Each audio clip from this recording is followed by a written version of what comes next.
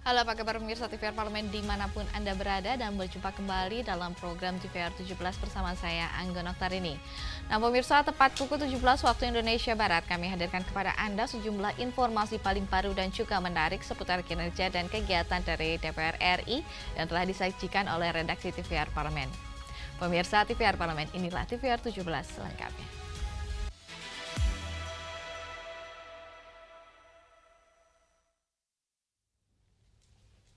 Berita pertama datang dari anggota Komisi 1 DPR RI tegaskan bahwa revisi Undang-Undang Nomor 34 Tahun 2004 tentang Tentara Nasional Indonesia tetap menjunjung tinggi supremasi sipil dan tidak akan menghidupkan kembali dui fungsi TNI. Anggota Komisi 1 DPR RI Samsu Rizal menegaskan revisi Undang-Undang Nomor 34 Tahun 2004 tentang Tentara Nasional Indonesia tetap menjunjung tinggi supremasi sipil dan tidak akan menghidupkan kembali dui fungsi TNI. Samsu menyebut DPR telah mengundang akademisi serta berbagai NGO untuk memberikan masukan dalam proses pembahasan undang-undang tersebut untuk memastikan rancangan undang-undang ini tetap selaras dengan perkembangan global dan kebutuhan pertahanan nasional. Menurutnya, perubahan undang-undang TNI akan tetap berpegang pada amanah reformasi dan konstitusi. TNI harus menganggap bahwa perubahan undang-undang ini sama sekali bukan untuk mengakomodasi keinginan beberapa atau sebagian bahwa nanti TNI akan punya peluang banyak atau muncul kembali yang dulu terkenal dengan dui fungsi ABRI, di fungsi TNI atau apa saja istilahnya. Yang intinya adalah memastikan bahwa Panglima TNI beserta seluruh jajaran termasuk Presiden Republik Indonesia masih tetap menjadikan sipil atau supremasi sipil itu sebagai hal yang prinsip. Dan ketika ketemu dengan kesepakatan ini, maka Panja Ketahanan itu dibentuk Panja TNI ini dan membahas lebih detail. Nah ini duluan. Yang penting bahwa supremasi sipil itu masih tetap utama dan alhamdulillah TNI sendiri merasa bahwa itu adalah bagian dari amanah reformasi. Lebih lanjut, Samsu menjelaskan salah satu isu utama revisi ini adalah penempatan prajurit TNI di kementerian dan lembaga di luar ketentuan undang-undang sebelumnya. Penugasan harus melalui mekanisme ketat, termasuk persetujuan Presiden dan analisa kebutuhan instansi terkait. Halim dan Samsul, TVR Parlemen melaporkan. Pemirsa Komisi 3 DPR RI dorong peningkatan promosi dan juga mutasi jabatan hakim dilakukan secara komprehensif. Kajian kapabilitas dan juga integritas dalam menjalankan tugas kepangkatan di lingkungan pengadilan. Komisi 3 DPR RI mendorong peningkatan promosi dan mutasi jabatan hakim dilakukan secara komprehensif, kajian kapabilitas, dan integritas dalam menjalankan tugas kepangkatan di lingkungan pengadilan. Anggota Komisi 3 DPR RI Beni Utama mengatakan para hakim yang bertugas di Mahkamah Agung, Pengadilan Tinggi, dan Pengadilan Negeri harus meningkatkan kualitas diri dalam menjalankan tugas melalui pelatihan kompetensi dan sertifikasi. Untuk hakim tidak bisa melakukan mutasi melaksanakan tugas. Itu satu. Kemudian di pengadilan itu kan tidak hakim saja, ada panitera, panitera pengganti dan lainnya. Ini kita mendengar tadi sebutlah tunjangan atau penghasilannya itu sangat kecil, hanya 300.000 atau 350.000. Sehingga jabatan panitera dan panitera pengganti itu tidak menarik bagi pihak-pihak di pengadilan, tidak menarik. Padahal dalam siklus penegakan hukum itu sendiri kan tidak hanya hakim, situ ada panitera, jurusita dan lain sebagainya. Jadi ini ke depan barangkali kita juga perlu memberikan perhatian khusus terhadap sebutlah tambahan penghasilan, tambahan tunjangan yang menurut hemat kita dengan kondisi sekarang ini 300.000 atau 350.000 ini tentu tidak memadai menurut saya. Sehingga jabatan panitera itu tidak menarik. Jadi kita dengar tidak menarik. Nah, sehingga kekurangan panitera.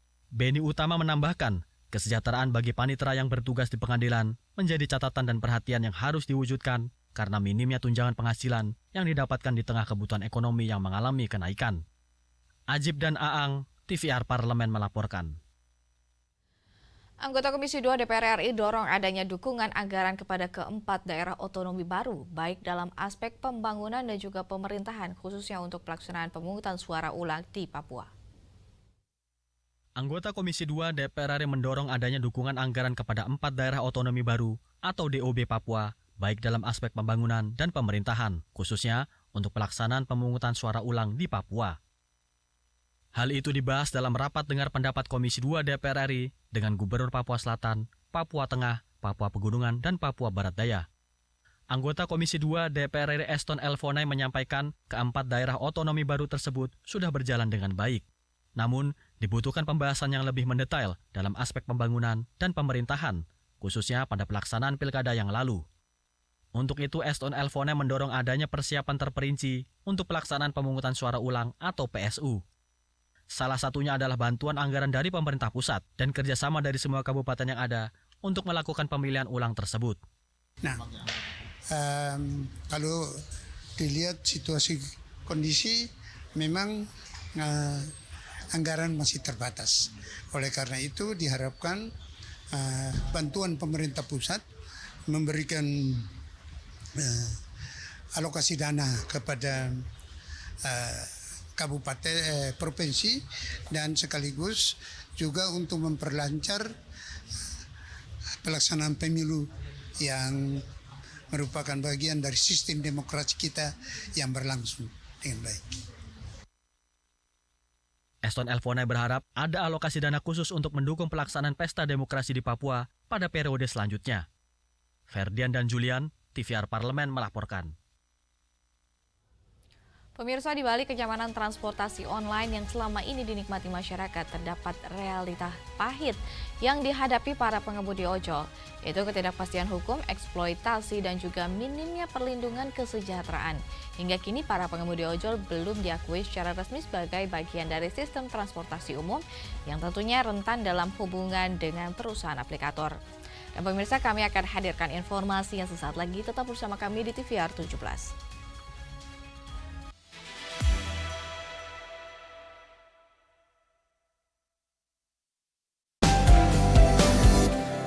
Mulai mendapat perhatian adalah soal penundaan pengangkatan CPNS dan P3K.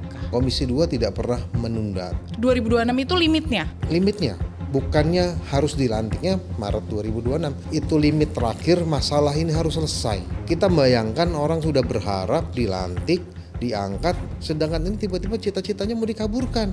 Depdagri mengizinkan daerah untuk merevisi APBD-nya. Oke, berarti ada kemungkinan di situ. Ini bukan kemungkinan, ini sudah jadi pintu masuk untuk menganggarkan untuk kawan-kawan P3K di daerah. Tapi sebenarnya apa sih Pak dari permasalahan sampai belum hadirnya PP itu?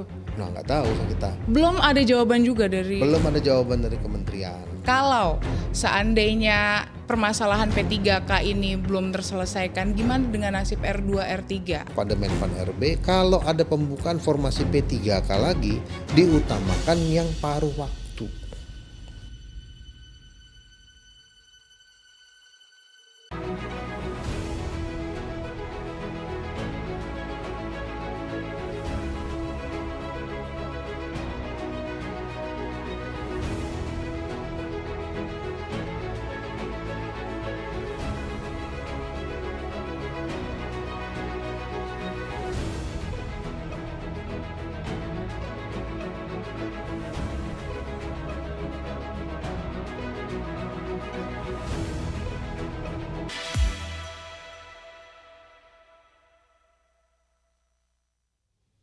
Masih bersama kami di TVR 17, pemirsa, perusahaan aplikasi mengklaim bahwa status hubungan mereka dengan pengemudi ojek adalah mitra.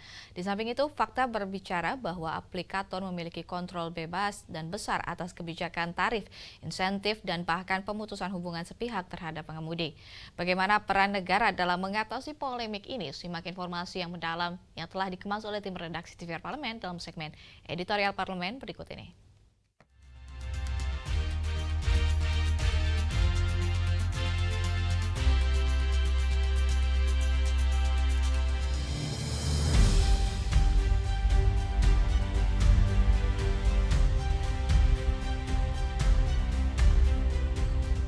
Transportasi berbasis aplikasi telah menjadi bagian tak terpisahkan dari kehidupan masyarakat modern, baik untuk bepergian, mengantar barang, atau sekedar memesan makanan. Namun, di balik kenyamanan yang kita nikmati, ada realitas pahit yang dihadapi para pengemudi ojol, ketidakpastian hukum, eksploitasi, dan minimnya perlindungan kesejahteraan.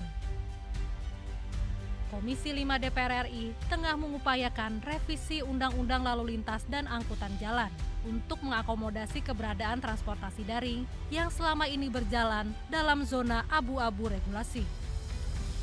Sampai sekarang, para pengemudi ojol belum diakui secara resmi sebagai bagian dari sistem transportasi umum, sehingga mereka berada dalam posisi yang rentan, terutama dalam hubungan dengan perusahaan aplikator. Perusahaan aplikasi mengklaim bahwa status hubungan mereka dengan pengemudi ojol adalah mitra.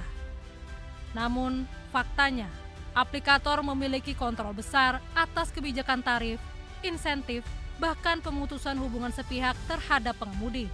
Salah satu persoalan utama yang dihadapi pengemudi adalah besaran potongan tarif yang jauh dari transparan. Lambatnya pemerintah mengantisipasi kecepatan perkembangan teknologi dengan regulasi menyebabkan semua pihak, baik negara, aplikator, pengemudi ojek, dan penumpang dipaksa untuk melanggar hukum. Lebih parahnya lagi, aplikator justru lepas tangan terhadap berbagai permasalahan yang dihadapi pengemudi di lapangan. Pelanggaran itu dilakukan oleh negara, pelanggaran itu dilakukan oleh perusahaan, pelanggaran itu dilakukan oleh supir ojek, pelanggaran itu juga dilakukan oleh penumpang ojeknya. Luar biasa ya. Jadi semua kita paksa untuk melanggar undang-undang hanya karena ini. Tapi dalam konteks kehidupan bernegara memang selalu terjadi seperti ini. Dinamika teknologi jauh lebih cepat dibandingkan kemampuan negara menyesuaikannya dalam peraturan perundang-undangannya. Walaupun sebenarnya peristiwanya sudah sangat lama, 15 tahun. Inilah mengapa revisi Undang-Undang Lalu Lintas dan Angkutan Jalan menjadi sangat penting. Anggota Komisi 5 DPR RI berulang kali menyatakan dengan tegas bahwa undang-undang yang ada saat ini gagal mengakomodasi realitas transportasi berbasis aplikasi. Jika ojol telah menjadi pekerjaan utama bagi banyak orang, mengapa negara masih enggan memberikan perlindungan hukum yang memadai? Di dalam RUU ini harus masuk hak dan kewajiban. Apa yang hak operator, apa hak daripada para pengemudi, apa kewajiban operator, apa kewajiban pengemudi, apa kewajiban mereka juga kepada negara. Ya mungkin terkait dengan PNBP-nya ya, pajak kepada negara ya mungkin kan bisa diatur sehingga juga nanti. Iya, karena sistem yang ada di aplikasi ini belum diatur dalam undang-undang. Ini hanya diatur di setingkat kementerian. Jadi yang sifatnya bisa melakukan sanksi itu harus melalui undang-undang. Sementara undang-undangnya belum ada. Transportasi daring telah menjadi kebutuhan dan para pengemudinya telah menjadi tulang punggung ekonomi digital. Revisi Undang-Undang LLAJ adalah momentum bagi negara untuk benar-benar hadir melindungi rakyatnya. Ini bukan sekedar soal bisnis transportasi, melainkan soal kesejahteraan ratusan ribu pengemudi yang menggantungkan hidupnya pada aplikasi. Sudah saatnya hubungan antara pengemudi dan aplikator dibuat lebih adil. Sudah saatnya negara memastikan bahwa mereka yang bekerja keras di jalanan setiap hari mendapatkan haknya sebagai pekerja yang bermartabat.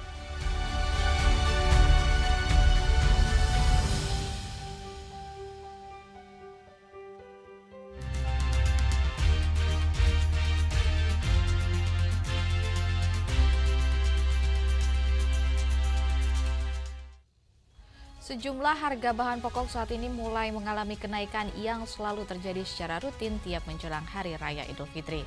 Dan pemirsa, informasi selengkapnya akan kami hadirkan sesaat lagi. Tetap bersama kami di TVR 17.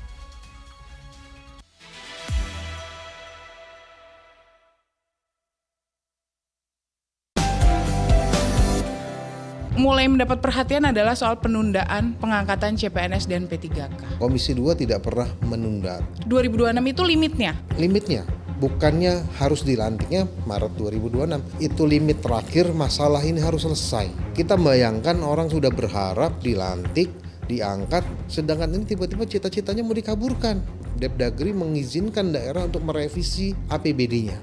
Oke, berarti ada kemungkinan di situ. Ini bukan kemungkinan, ini sudah jadi pintu masuk untuk menganggarkan untuk kawan-kawan P3K di daerah. Tapi sebenarnya apa sih Pak dari permasalahan sampai belum hadirnya PP itu? Nah, nggak tahu kita. Belum ada jawaban juga dari. Belum ada jawaban dari kementerian. Kalau seandainya permasalahan P3K ini belum terselesaikan, gimana dengan nasib R2, R3? Pada Menpan RB, kalau ada pembukaan formasi P3K lagi, diutamakan yang paruh waktu.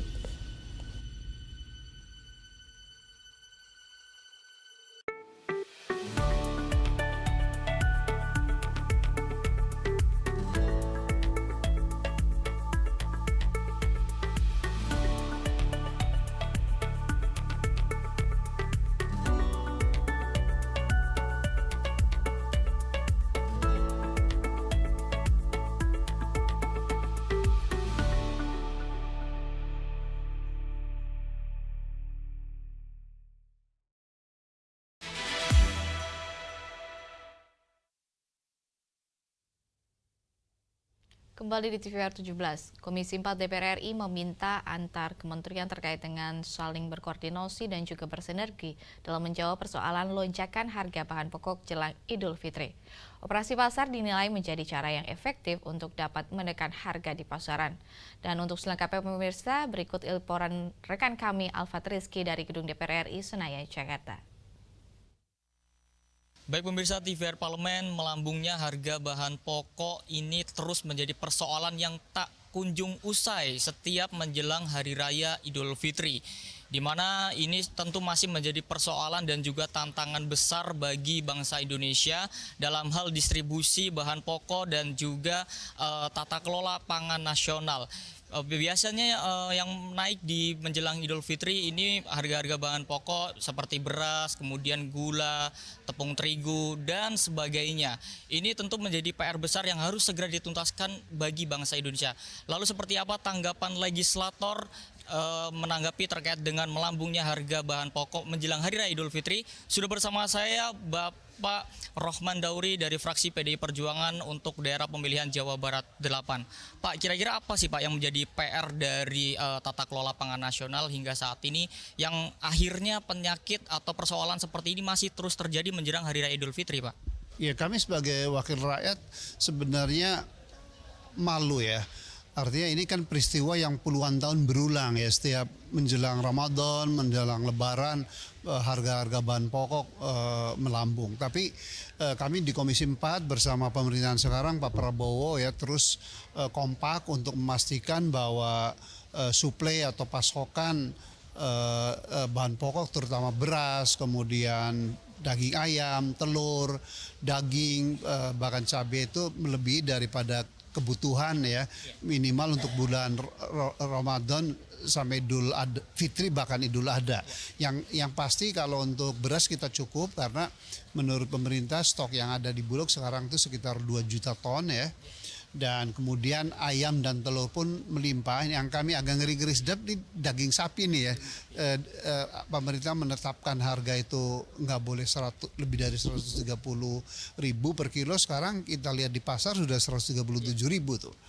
Nah karena itu karena memang faktanya begitu ya. Walaupun pemerintah udah janji nggak akan mengimpor bahan pangan ya, terpaksa dalam mengimpor dalam tahun ini sekitar 200.000 ton tuh untuk mengamankan ya, enggak untuk kalau beras enggak, untuk daging nih, daging sapi ya.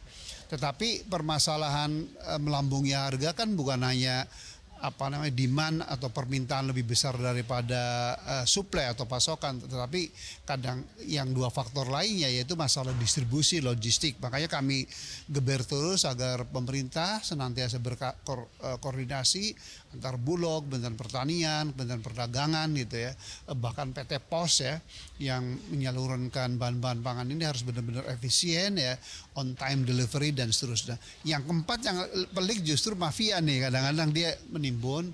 Karena itu kita terus menekan Satgas Pangan di sana, di mana di situ juga ada kepolisian dan segala macam, harus kepentingan rakyat itu udah amankan. Masa kita udah 7-9 tahun merdeka penyakitnya sama aja. Jadi insya Allah all in all sih akan membaik.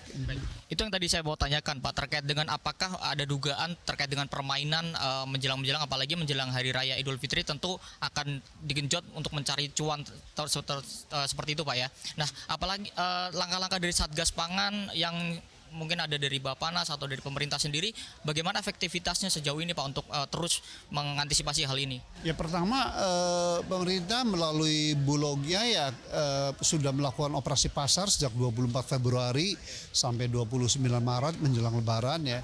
Yang kedua, Satgas Pangan akan memastikan di setiap titik tidak ada boleh lagi mafia pangan begitu ya, untuk hanya memburu rente, memanfaatkan waktu Ramadan dan Lebaran. Kita kasihan sama rakyat ya, sudah daya belinya lagi menurun, PHK di mana-mana ya. Kalau harga pangan melambung, kita akan fight ya. DPR tidak akan rela ya untuk rakyat terus dimarginalkan. Oke, terakhir Pak, dari Komisi 4 sendiri dan juga Bapak juga di Komisi 4, apa langkah ke depan yang kira-kira pengawasan seperti apa nih yang pas untuk supaya tidak ada yang berani main-main di lapangan terkait dengan harga bahan pokok ini Pak? Ya kita kan udah ada di era digital ya, jadi menggunakan pengawasan tuh akan juga menggunakan, harus menggunakan digital system ya, sehingga tidak ada intervensi kecurangan manusia di situ. Tetapi yang kedua memang ya man behind teknologi juga harus kita pastikan ya, bahwa tidak ada lagi ya oknum pejabat ya yang memanfaatkan kesempatan dalam kesempitan ini. Terima kasih Pak Rohmin Dauri atas waktunya. Dan pemirsa TVR Parlemen, itulah wawancara saya dengan salah satu anggota Komisi 4 DPR RI, Bapak Rohmin Dauri dari fraksi PDI Perjuangan, di mana tadi Bapak Rohmin Dauri menyampaikan bahwa mendorong pemerintah untuk segera menstabilkan harga bahan-bahan pokok menjelang Lebaran atau Idul Fitri. Dan juga tadi Komisi 4 DPR RI juga berkomitmen akan terus melakukan pengawasan untuk menstabilkan harga bahan pokok melalui juga kolaborasi dengan platform-platform digital seperti pengawasannya dan sebagainya. Pemirsa, sekian yang dapat saya laporkan. Saya Alfat Rizky, kembali ke studio. Baik pemirsa, dan kita akan memasuki segmen media online dan apa saja yang akan dibahas pada segmen media online kali ini. Dan tetap bersama kami di TVR 17.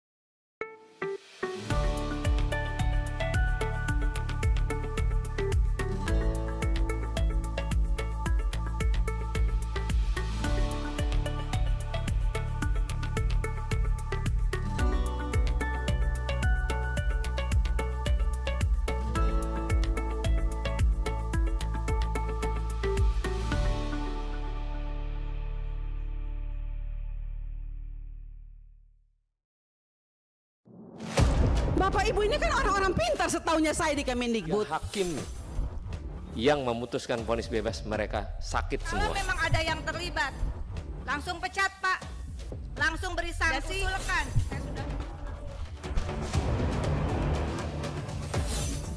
Saksikan dari ruang sidang hanya di TVR Parlemen.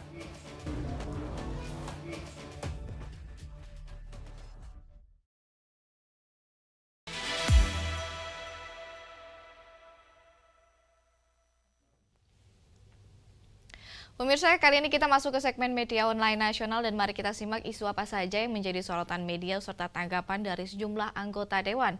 Bersama rekan kami, Rini Reski.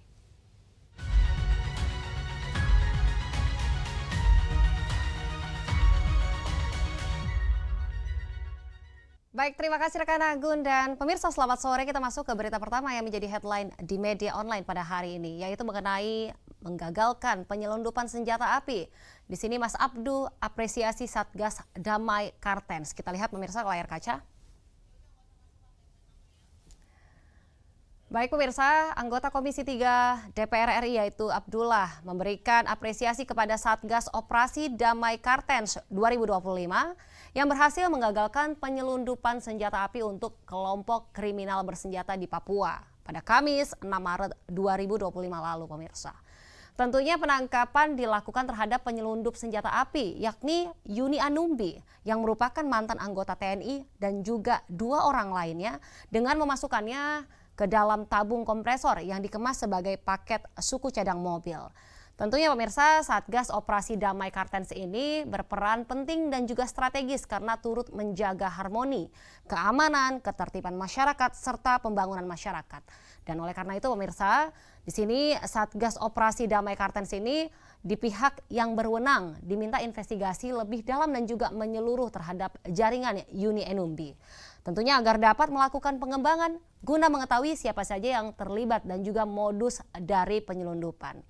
Baik, kita beralih ke berita selanjutnya yang juga menjadi headline di media online, yaitu mengenai Kementan harus waspada lonjakan biaya produksi yang mempengaruhi kesejahteraan petani. Kita lihat kembali ke layar kaca.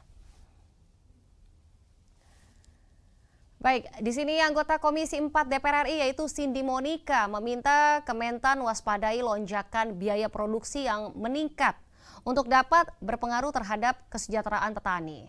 Tentunya berdasarkan data Badan Pusat Statistik, nilai tukar petani menunjukkan tren yang merosot dalam 2 bulan terakhir, yakni Januari hingga Februari 2025 pemirsa. Dan di sini Kementerian Pertanian diminta melakukan mitigasi agar penurunan NTP dapat diantisipasi secara optimal. Selain itu, Kementan juga di sini diminta untuk melakukan pelibatan insentif rumah tangga dalam produksi pangan demi menjaga harga cabai rawit. Baik pemirsa, itu tadi headline di media online pada hari ini yang saya sampaikan terkait dengan gagalkan penyelundupan senjata api. Mas Abdu mengapresiasi Satgas Damai Kartens serta Kementan harus waspada lonjakan biaya produksi yang mempengaruhi kesejahteraan petani. Sekian dari saya Rini Reski, kembali ke rekan Anggun. Terima kasih, selamat sore.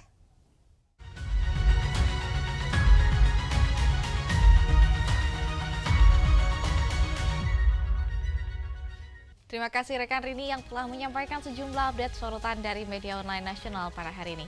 Segmen media online tadi sekaligus menutup program TVR 17 edisi sore hari ini. Dan saya Angga Doktarini beserta kru TVR Parlemen yang bertugas mengucapkan terima kasih dan pamit undur diri dari hadapan Anda. TVR Parlemen, referensi Indonesia.